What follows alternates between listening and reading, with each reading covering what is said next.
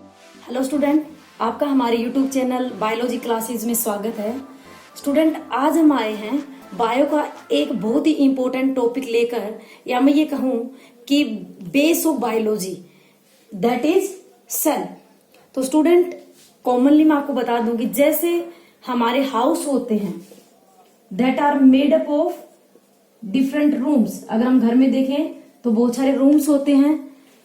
अगर हम रूम्स की बात करें तो these are made up of different number of walls and ultimately these walls are made up of bricks, जो ईंटों से बनी होती हैं। तो ऐसे ही हमारी अगर हाउस से हमारी बॉडी को कंपेयर करें तो हमारी बॉडी के अंदर डिफरेंट डिफरेंट टाइप्स के ऑर्गन्स होते हैं।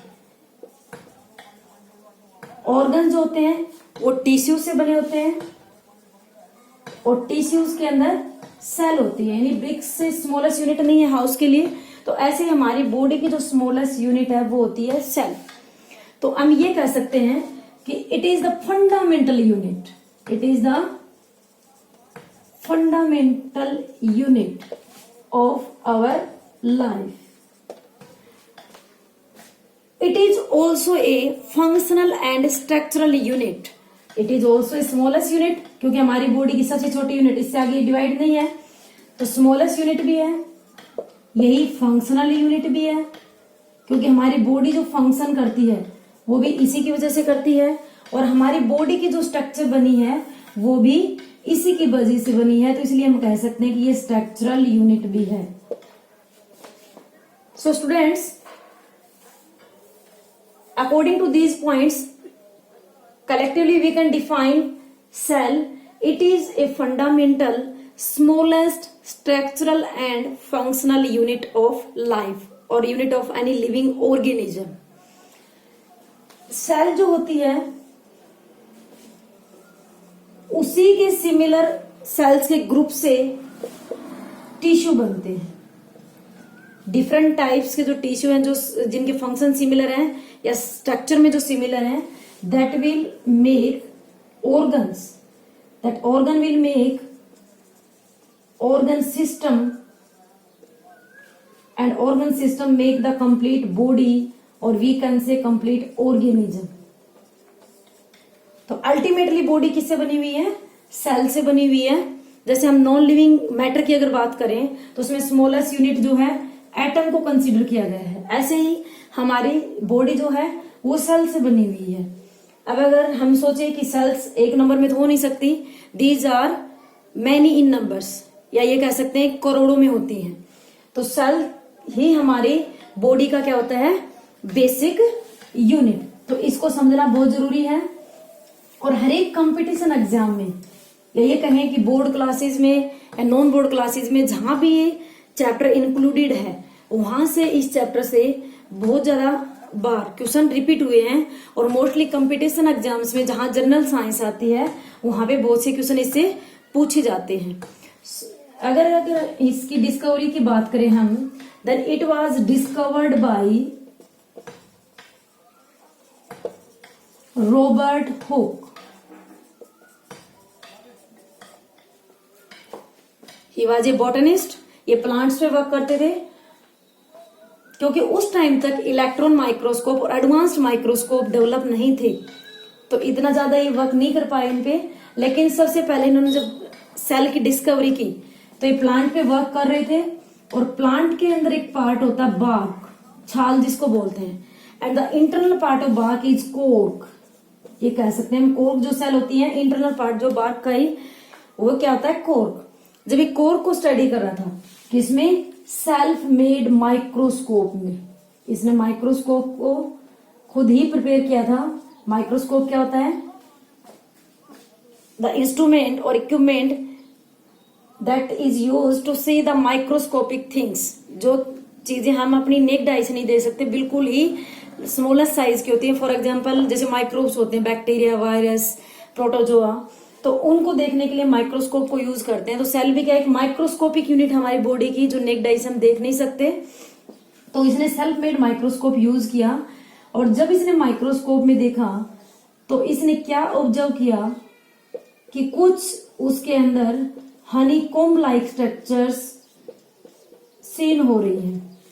और ये हनीकॉम्ब क्या होता है, हनी बी जो होती है, मधुमक्खी जो होती है, उसका जो छत्ता होता है उसको क्या बोलते हैं, हनीकॉम्ब। तो हनीकॉम्ब में आपने देखा होगा होल्स होते हैं जहां हनी बी जो है एंटर करती है, तो उन्हीं स्ट्रक्चर को इसने क्या बोला, सेल। और ये डिस्कवरी कब की थी इसने, that is also important, in 1665। Mostly exam से पूछा जाता है कि सेल को किसने और कब डिस्कवर किया, रॉबर्ट हुक ने 1665 में इसको डिस्कवर किया।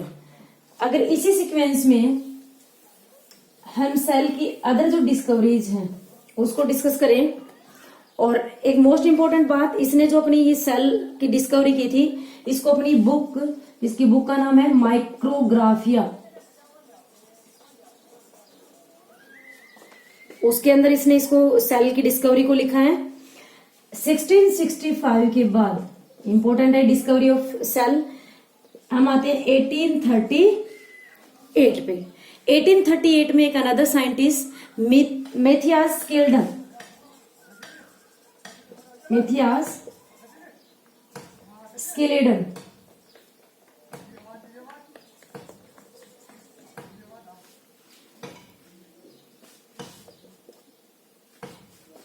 इसने क्या बताया कि सेल जो है, क्योंकि जो रॉबर्ट हुक था उसने यही बताया था कि सेल कहां प्रेजेंट है, कोर्क में, उसने कोर्क में बताया सिर्फ। लेकिन मैथियास स्केलेटन जो आया था, इसने, ये भी एक बोटनिस्ट था, प्लांट पे वर्क किया, इसने कहा कि प्लांट की बॉडी का हर एक पार्ट किससे मिलके बना होता है, सेल से। So he says all plants are made up of cells. इसके बाद नेक्स्ट आते हैं 1839, नेक्स्ट ईयर ही एक और रिसर्च हुई जो किसने की थी, नेक्स्ट था थियोडर स्वान।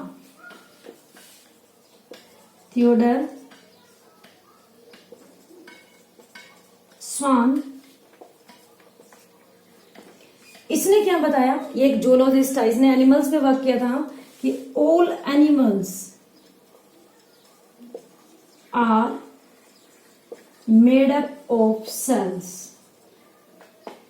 अब सेल की जो है वो क्वालिटी सामने आई थी। पहले रॉबर्ट हुक ने सिर्फ इतना कहा था कि कोर्क के अंदर जो कॉम्ब लाइक स्ट्रक्चर है वो सेल है। उसके बाद जो मैथियास स्केलेटन आया उसने बताया कि प्लांट की बॉडी वो सेल से बनी हुई है। उस टाइम तक ये नहीं पता था कि एनिमल की बॉडी भी सेल से बनी हुई है। उसके बाद थियोडर स्वान आया 1839 में, तब जाके बात क्लियर हुई कि एनिमल और प्लांट दोनों की बॉडी किससे बनी होती है, सेल से। ये स्मॉलेस्ट यूनिट एनिमल और प्लांट बॉडी की दोनों की क्या है, सेल है। इसके बाद नेक्स्ट जो डिस्कवरी वो है 1855। नेक्स्ट इज 1855 विर्चो ने क्या कहा कि new cells are formed from pre existing cells. तो all cells are formed from pre existing cells. इसके अकॉर्डिंग क्या है कि जो पहले से प्रेजेंट सेल है उन्हीं में डिवीजन होता है, माइटोसिस होता है, जिसको एक डिवीजन के टाइप्स है माइटोसिस एंड मियोसिस, जो फर्दर वीडियोस में हम डिस्कस करेंगे। उसमें क्या होता है, 1 से 2 सेल बनती है, 2 से फिर 4 बन जाती है, इस टाइप से डिवीजन चलता रहता है।